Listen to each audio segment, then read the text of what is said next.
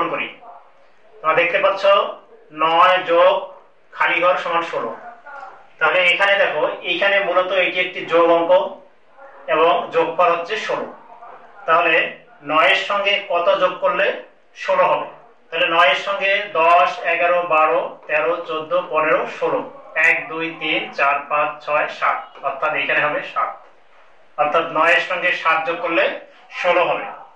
2 number দেখো, এখানে আছে 39 বিয়োগ খালি ঘর সমান 31। তাহলে এইখানে 39 থেকে এমন একটি সংখ্যা বিয়োগ করতে হবে যাতে বিয়োগফল 31 হয়। তাহলে আমরা কি করতে পারি? 39 থেকে আমরা 31 যদি বিয়োগ করি তাহলে এখানে পাচ্ছি 8, খালি ঘরে হবে 8। এরপরে এই যে সমস্যা দুটি এখানে দেখতেছো, এই সমস্যা দুটি এখানে অন্যভাবে বুঝিয়ে দেওয়া হয়েছে। অর্থাৎ এখানে 9 আছে, এখানে 16 আছে, তাহলে এইখানে এই ঘরে কত হবে? অর্থাৎ তোমাকে বোঝানো হয়েছে যে এই যে সম্পূর্ণ ঘরটি, অর্থাৎ 9 এর সঙ্গে কত যোগ করলে যোগফল 16 হবে। তাহলে 9 এর সঙ্গে এখানে আমরা কত পেয়েছি? 7 যোগ করলে যোগফল 16 হবে। এইখানে দেওয়া আছে এই সম্পূর্ণ ঘরটি যদি 39 হয় এবং এই অংশটি যদি 31 হয় তাহলে এই অংশে কত হবে? অর্থাৎ এই 39 থেকে কত বিয়োগ করলে 31 হবে, সেটি আমাদের এই প্রশ্নবোধক চিহ্ন যেখানে আছে সেখানে বসাতে হবে। তাহলে আমরা পেলাম 8। 3 নম্বর, প্রথমেই ফাঁকা ঘর তারপরে যোগ 23 সমান 34। শিক্ষার্থীরা দেখো, এইখানে হচ্ছে এমন একটি সংখ্যার সঙ্গে 23 যোগ করা হয়েছে যার যোগফল হয়েছে 34। তাহলে এই ধরনের সমস্যাগুলো আমরা কিভাবে সমাধান করব? এখানে দেখো, যোগফল থেকে যদি আমরা প্রথম সংখ্যাটি অর্থাৎ এই দ্বিতীয় সংখ্যাটি বিয়োগ দিই তাহলে কিন্তু আমরা এটা পেয়ে যাচ্ছি। তাহলে আমরা কিভাবে করব? এখানে আছে 3 এর সঙ্গে কি যোগ করলে 4 হবে? 3 এর সঙ্গে যদি আমরা 1 যোগ করি, অর্থাৎ একক স্থানে যদি 1 হয় তাহলে কিন্তু এখানে 4 হচ্ছে। আবার দশক স্থানে আছে 2, দশক স্থানে যোগফল হচ্ছে 3। তাহলে 2 এর সঙ্গে যদি আমরা 1 যোগ করি তাহলে আমাদের 3 মিলতেছে, অর্থাৎ ফাঁকা ঘরে হচ্ছে 11।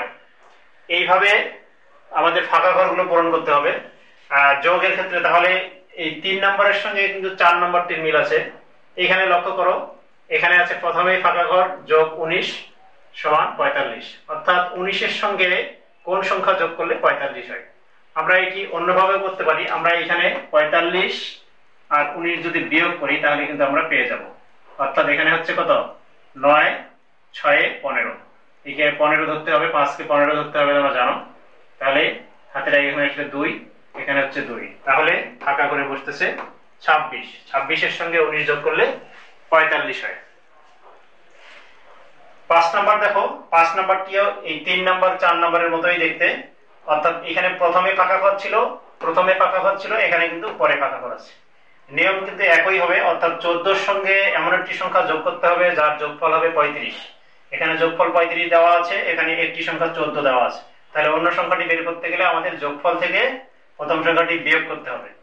অথবা আমরা এভাবে করতে পারি যে এখানে একক স্থানে আছে 5, এখানে একক স্থানে আছে 4, তাহলে 4 এর সঙ্গে কত যোগ করলে 5 হবে?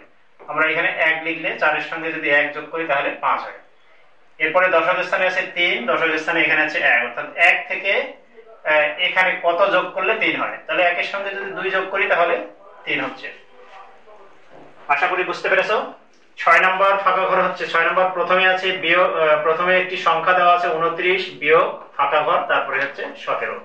তাহলে এটি মূলত এই 2 নম্বর সমস্যার মতো। তাহলে কি করতে হবে?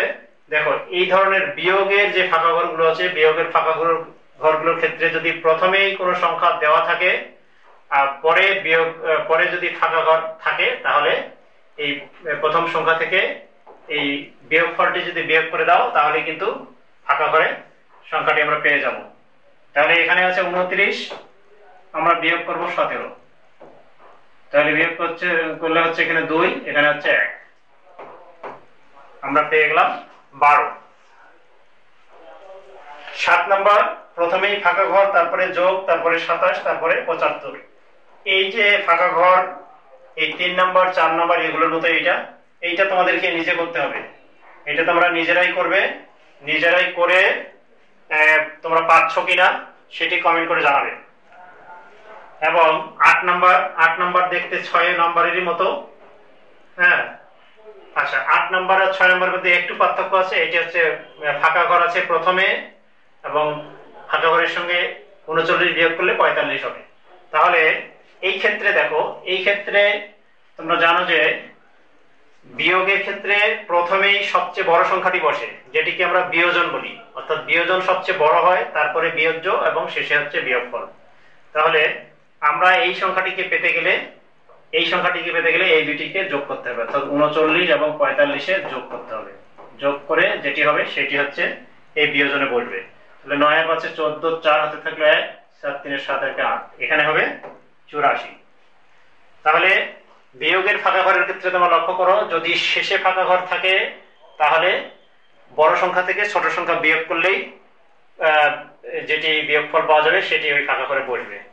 কিন্তু প্রথমে যদি ফাঁকা ঘর থাকে তাহলে শেষের সংখ্যা দুইটিকে যোগ করতে হবে। শেষের সংখ্যা দুটি যোগ করে যেটি পাওয়া যাবে সেটি হচ্ছে বিয়োজনের ক্ষেত্রে। অর্থাৎ প্রথমে যে খালি ঘর থাকবে সেখানে বসাতে হবে।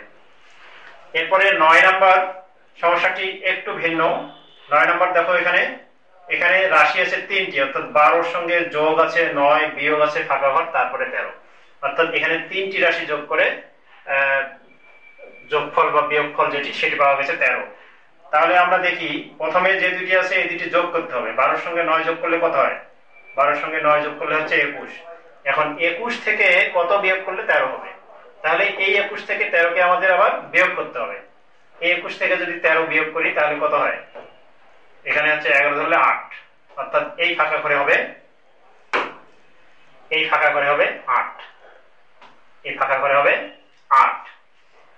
এবং 10 নম্বর সর্বশেষ সমস্যা যেটি, এইটিও 9 নম্বরের মতোই দেখতে। এখানে 3টি রাশি আছে, প্রথমটির সঙ্গে দ্বিতীয়টি যোগ এবং পরেরটি বিয়োগ করে হচ্ছে এখানে 23 মিল করতে হবে। তাহলে এই সমস্যাটি কত হবে এইটি তোমরা নিজেরাই বের করে কমেন্ট করে জানাবে।